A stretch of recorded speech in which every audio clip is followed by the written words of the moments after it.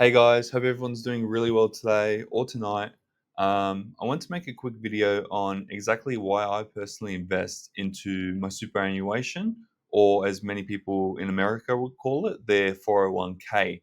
Um, and I'll get into exactly what superannuation is if you don't already know, but it's essentially a retirement account where you can invest, you can potentially purchase property, purchase crypto, do whatever you could normally do, but just in the form of a retirement account where it's only accessible once you hit retirement. So for a lot of young people, especially, they don't really care too much about superannuation or they don't think about it. And I've kind of taken some steps to actually understand why it's important, why more people should be thinking about it, and then I've been able to determine that that works really well for me. So wanted to discuss that with you guys, and hopefully you can find some value in this video. So the basics of superannuation, or as we like to call it, super, is like I mentioned, it's a retirement account in Australia, similar to a 401k or a Roth IRA in the USA. I believe New Zealand also has something called KiwiSaver, which is also quite similar. Now, what's interesting is that in Australia, it's actually forced savings. So I believe it's about 11.5 to 12% as of 2025 that gets deducted from your salary each and every pay to be put into your superannuation. Whereas in America, it's more optional, and you also get some employer benefits if you contribute to your Roth IRA or your 401k. For example, they might match that up to a certain amount, which is really cool. But yeah, so it's forced in Australia. So why would I be, contributing more than what I need to? Now I'll get into this in a little bit, but I do contribute a little bit more.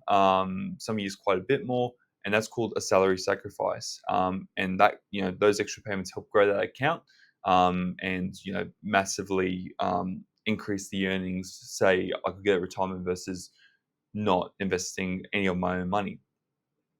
So just so you guys know, so concessional contributions, which are called pre-tax, which are essentially those that are given by your employer to your super, or those that you choose, extra payments that you ask your employer to take out, or potentially those that you receive your income right in your bank account, then you from there put into your super, and then you can claim a tax deduction on that. So those are all concessional contributions, and any of those contributions and earnings on top, that's taxed at 15%, right? So quite low compared to most high earners in Australia. Now, if you're not hitting $18,000 or $19,000 and you're not hitting that minimum tax threshold, technically you're losing out in this case because you'd be paying 15% versus zero. But as you start to creep up the tax brackets, 20, 30, 40, almost 50%, this is when that 15% seems quite a good deal. Now, you obviously get more of a return the higher you earn, because that 47% goes down to 15%.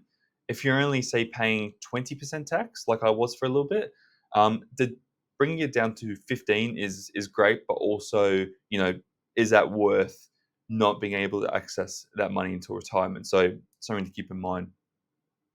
Now, yeah, and because it is a retirement account, you'll be able to access those earnings at around 60 years old. Although I have a feeling it's changed or will change to about 65. And yeah, this might make it a little bit trickier for those looking for an early retirement. It just seems like potentially the government currently wants people to work a little bit longer and just keep accumulating those forced savings. So potentially, things like pensions and other spending, government spending, isn't as big in the future. So that's the basics of superannuation. In my opinion, I think it's really great because I personally I wouldn't want to be on a pension. It's just generally very low, and you can't really get that high quality of life with such a low pension. So, in my opinion, it's a really good idea to start maxing this out as soon as possible. But we'll get into that in a bit. So, yeah, why superannuation? Now, even though I'm only 24 years old currently, I will be turning 25 soon, but I'm in my 20s, and I personally think it's a great way to store and grow your assets in a tax efficient manner. particularly if you're a high earner. That's where it really makes sense. But even if you're not a high earner, which we'll get into a little bit, I think it's really fantastic because you could technically, in theory, lose everything for whatever reason if you're investing in your own personal name over time. Things might change, maybe a divorce happens, whatever happens, right? But those retirement savings are always just put to the side, and that's always going to be your safety net for whatever happens. So I think that's really fantastic and kind of nice to have that backup worst case scenario. Now, what's really great about super as well is that there's many government incentives to contribute to it. For example, the First Home Super Saver Scheme. Now, this is I won't get into it in detail, but essentially, if you personally contribute $15,000 for a couple of years, up to say $50,000, right, of your own money, right? This isn't from your employer. This is your own money. You're able to take that and the earnings and pull that out and purchase your first home with that money. Now, this is a really great way to save a deposit. Again, especially if you're a high earner, because you could be saving for your deposit at 47%, or you could be saving it at 15 and then plus earnings on top. So really fantastic. There's also government co-contribution. So I know when I was earning a little bit less, I would contribute $500, and then the government would also contribute that $500. I believe the cap was either $500 or $1,000, but a couple of $100 to $1,000 worth of free money essentially. So that was really cool. And also, there's some other incentives like the low income super tax offset.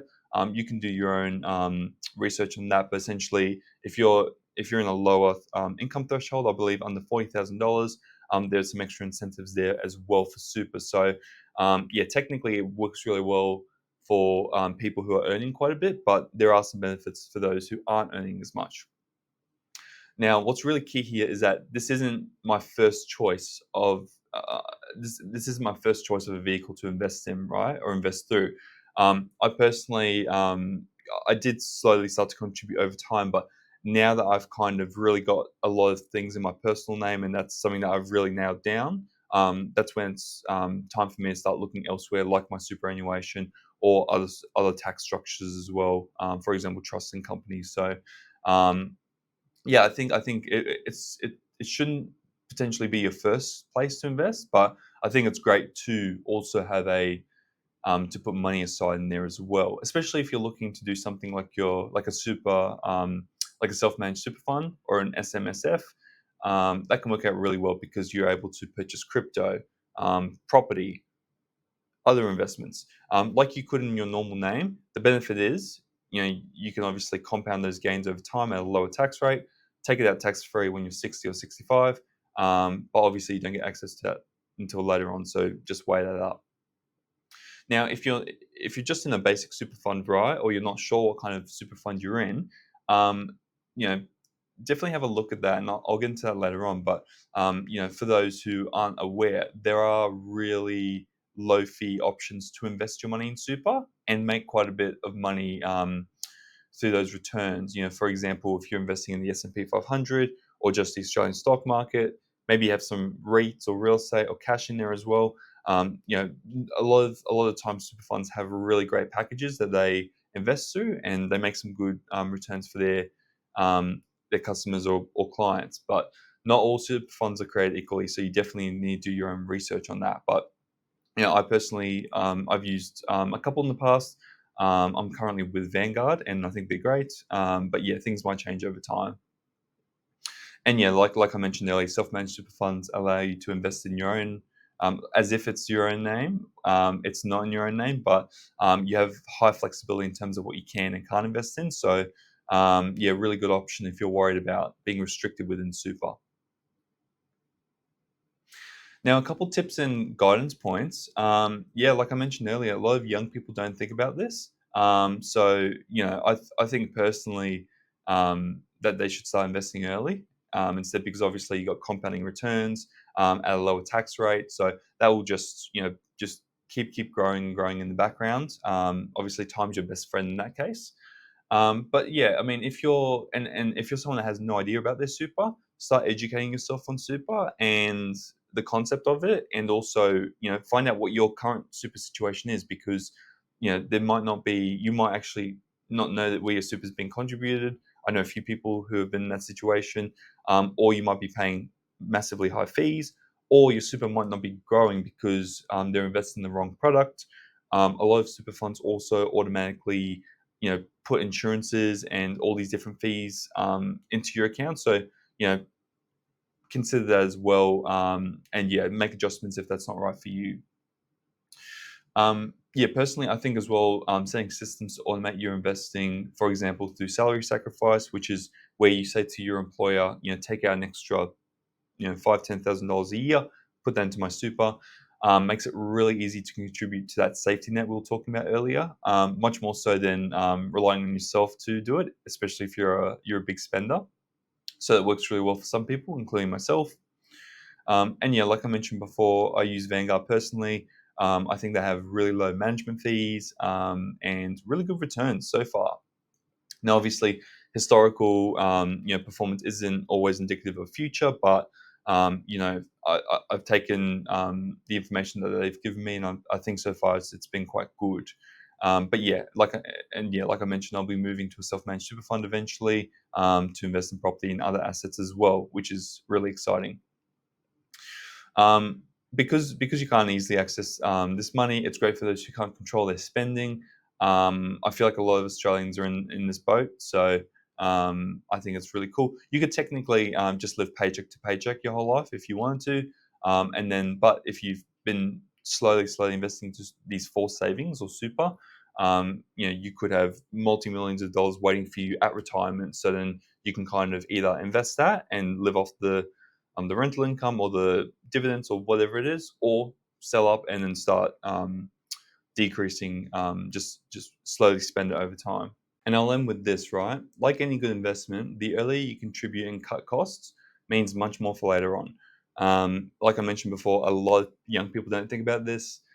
Even if you're in your 30s or 40s or even 50s, it's still a good time to think about it, but especially more so when you're younger. So definitely do your research on it. Definitely look at your options if you don't already know much about super, because it really is a cheat code for a lot of people to build that wealth over time. So yeah, hopefully you guys have found some value in this video. If you have any questions, let me know down below. But otherwise, I'll see you guys in the next one. Peace.